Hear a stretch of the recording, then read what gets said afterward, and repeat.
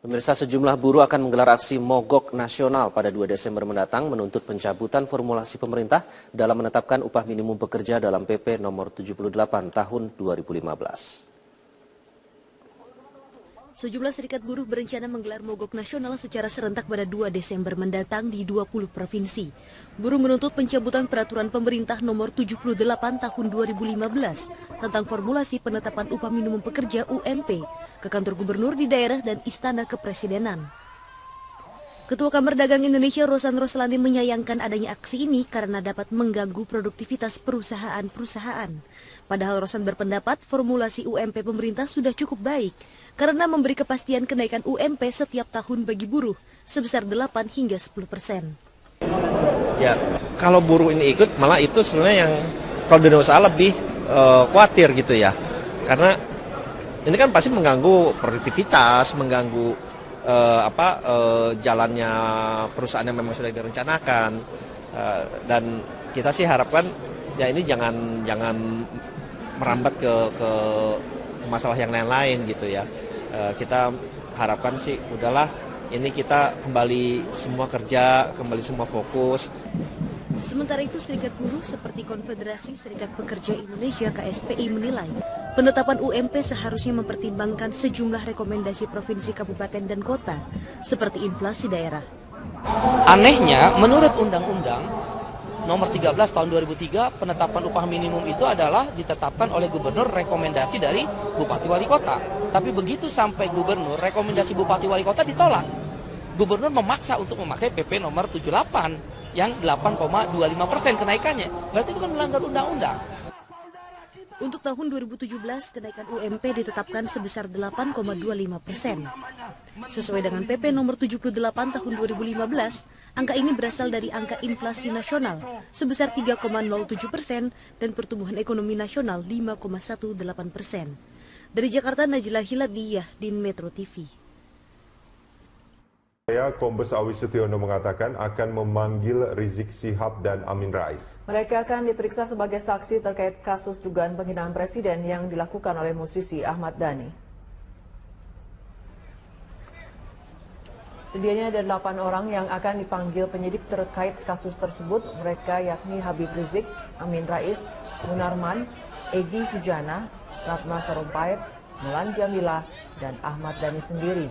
Polda Metro Jaya memanggil mereka setelah sebelumnya relawan Jokowi, Projo, dan Laskar Rakyat Jokowi melapor adanya dugaan penghinaan terhadap Presiden Joko Widodo yang dilakukan Ahmad Dhani saat berorasi pada demo 4 November lalu. Menurut Awi, dalam perkara ini Ahmad Dhani diduga melanggar KUHP pasal 207 tentang penghinaan terhadap penguasa dan badan hukum. Kapolri Jenderal Tito Karnavian mencium adanya agenda makar dalam rencana unjuk rasa lanjutan yang digelar pada 2 Desember mendatang. Untuk itu Kapolri mengingatkan massa menggurungkan aksi yang bisa mengganggu ketertiban umum. Kapolri Jenderal Tito Karnavian mengungkapkan rencana aksi 2 Desember memiliki agenda terselubung. Polri menduga aksi tersebut berupaya menjatuhkan pemerintah Joko Widodo Yusuf Kala sebab polisi sudah mengetahui adanya rapat-rapat terkait agenda politik, diantaranya agenda untuk melakukan makar. Untuk itu Kapolri berjanji akan menindak tegas sesuai aturan hukum yang berlaku. Dan kita sudah mendapatkan informasi ini sebetulnya bukan masalah berkas perkara atau proses hukumnya lagi yang dipermasalahkan, tapi ada upaya-upaya rapat-rapat yang sudah kita pelajari dengan agenda politik lain, diantaranya adalah upaya untuk melakukan makar, sehingga bila itu terjadi kita akan melakukan tindakan tegas. Dan kita sudah mencatat, kita akan melakukan tindakan tegas sesuai aturan hukum yang berlaku. Senada dengan Kapolri, Panglima TNI Jenderal Gatot Nurmantio memastikan prajurit TNI bersama Polri siap mengamankan negara kesatuan Republik Indonesia. Prajurit TNI juga dari segi agama apapun siap melakukan jihad mengamankan negara. Panglima berharap kejadian ini tidak boleh berlarut agar masyarakat bisa hidup tenang. Untuk itu prajurit TNI akan mengamankan situasi tanpa senjata. Apabila seperti yang dikatakan oleh Pak Kapolri itu adalah tindakan makar, maka itu bukan urusan kepolisian saja, tapi udah urusan TNI juga. Dan saya juga sudah memerintahkan para Pak Kopama menyiapkan prajurit-prajuritnya untuk dilatih, disiapkan yang sehat, dan untuk diketahui oleh seluruh masyarakat Negara Kesatuan Republik Indonesia bahwa prajurit TNI sejak dia masuk, dididih, disumpah, para prajurit saya sudah memenuhi syarat-syarat dari segi agama apapun yang dia anut untuk melakukan jihad. Sementara itu, Presiden Joko Widodo menegaskan isu upaya makar yang terselip dalam rencana aksi 2 Desember 2016 menjadi tanggung jawab TNI dan Polri. Presiden menyerahkan sepenuhnya kewaspadaan dan penanganannya kepada aparat keamanan. Ya, itu tugasnya Polri dan tugasnya TNI untuk waspada. Yang membahayakan NKRI, yang membahayakan demokrasi kita. Tugasnya Polri dan TNI. Dan semuanya harus merujuk pada ketentuan hukum yang ada. Udah, dari saya itu. Kepolisian menduga ada upaya makar dalam aksi 2 Desember 2016. Aksi tersebut menuntut penuntasan kasus dugaan penistaan agama yang melibatkan Gubernur nonaktif DKI Jakarta, Basuki Cahayapurnama atau Ahok, hingga melengsarkan pemerintahan Joko Widodo Yusuf Kala. Tim Liputan Berita 1, Jakarta. Anda menyaksikan News Update bersama saya Fitri Megantara. Pemirsa, pemeriksaan terhadap Gubernur DKI Jakarta nonaktif Basuki Cahayapurnama sebagai tersangka kasus penistaan agama akan berlangsung hari ini di Gedung Rupatama, Mabes Polri.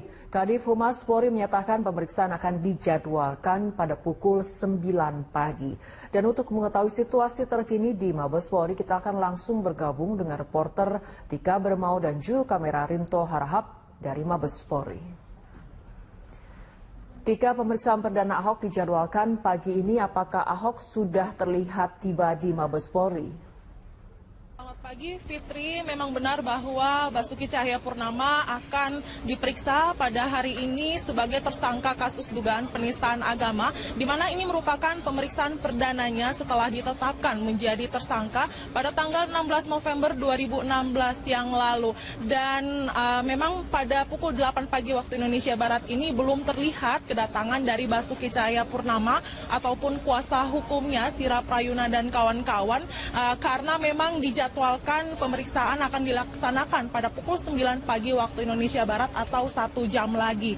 Fitri, memang kasus dugaan penistaan agama ini masih terus diperiksa oleh atau disidik oleh para penyidik Mabes Polri, dan memang sejak penetapan tersangka setiap harinya polisi terus menggali keterangan dari beberapa saksi dan juga ahli untuk disusun dalam berita acara pemeriksaan dan untuk melengkapi berkas perkara. Dan nanti apabila tidak ada kendala, polisi optimis bahwa berkas perkara dari kasus dugaan penistaan agama ini dapat selesai dalam waktu 1 pekan atau 1 minggu. Kemudian berkas perkara ini akan diberikan ke pihak jaksa dan jaksa akan mempelajarinya, dan apabila pihak kejaksaan telah menyatakan bahwa berkas perkara ini lengkap atau dengan istilah P21, maka kasus dugaan penistaan agama ini dapat dilimpahkan ke persidangan. Seperti yang diketahui sebelumnya bahwa pihak kepolisian merencanakan untuk sidang kasus dugaan penistaan agama ini akan digelar secara terbuka,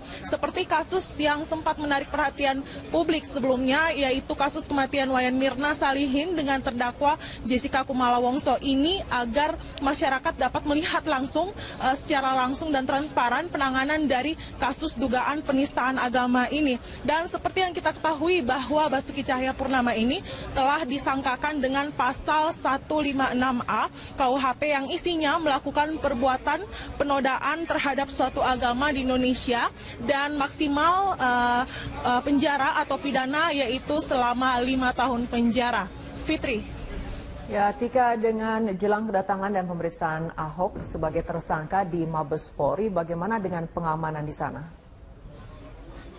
Ya, Fitri, memang biasanya untuk pemeriksaan tersangka pada umumnya ini dilakukan di kantor Bareskrim Polri yang saat ini terletak di gedung KKP di kawasan Jakarta Pusat. Namun karena dengan pertimbangan kasus ini telah menjadi sorotan publik, maka dengan alasan keamanan pemeriksaan kepada tersangka kasus dugaan penistaan agama ini yaitu Basuki Cahayapurnama dilakukan di kawasan Mabes Polri, dan hal ini juga telah dipertegas oleh Kadif Humas Polri yaitu Irjen Boy Rafli. Dan di Mabes Polri pun ketika kami tadi tim mendatangi di kawasan Mabes Polri memang terlihat sejumlah petugas keamanan atau kepolisian yang telah berjaga di setiap pintu masuk di kawasan Mabes Polri maupun hingga petugas yang berjaga di pintu masuk gedung Rupatama Mabes Polri yang merupakan tempat akan dilakukan penyidikan atau pemeriksaan terhadap Basuki Cahayapurnama. Untuk sementara demikian, Fitri, yang dapat kami laporkan. Baik, terima kasih Tika atas laporannya. Pemirsa, demikian laporan langsung reporter Tika Bermau dan juru kamera Muhammad Rinto dari Mabes Polri Jakarta.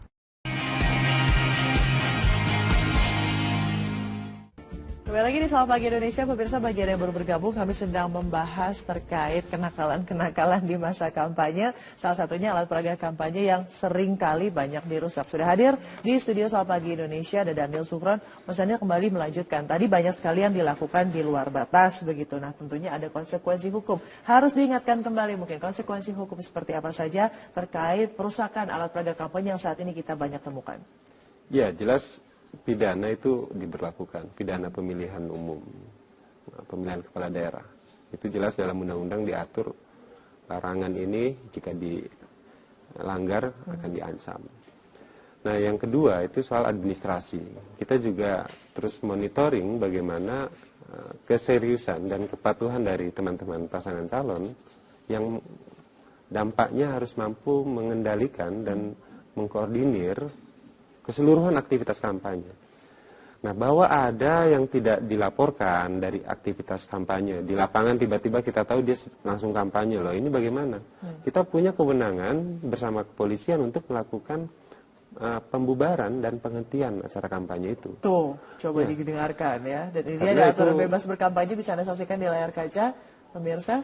Silakan dilanjutkan. Kami memiliki, Anda memiliki kapasitas dan kewenangan ya untuk karena itu sudah jelas itu adalah pelanggaran administrasi.